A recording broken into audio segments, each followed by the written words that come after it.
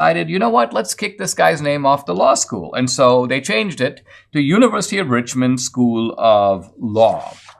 Now, apparently, T.C. Williams's family got word of this. No surprise. Their ancestor was on the name of the law school, and suddenly they realize he's been booted off. And so they decided, and this is very interesting, T.C.'s great-great-grandson writes a letter to the school, and he basically says, you know what, give us our money back. The school apparently has a new policy. I'm not quoting the policy.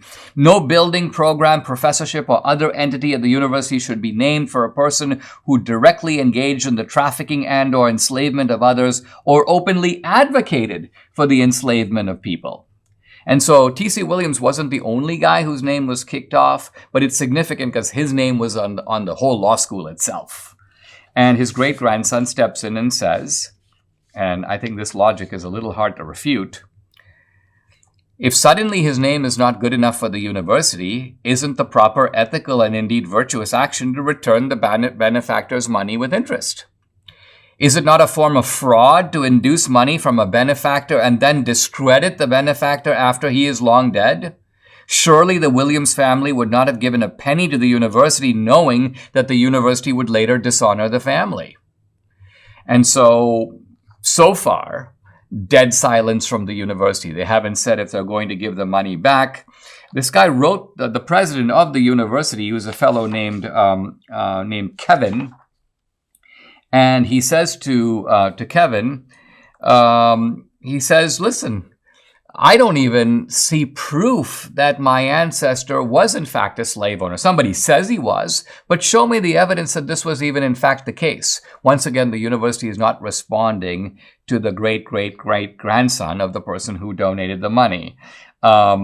The grandson goes on to say, T.C. hired thousands of workers. Many were blacks and women. Productive work and industry is what lifts people out of poverty. The Williams family gave away all of their immense wealth, much of it anonymously. Many Richmond institutions are the result of their goodwill and generosity. So you see what's going on here, the effort to sort of destroy a person and a family's reputation on the basis of the alleged slave connection.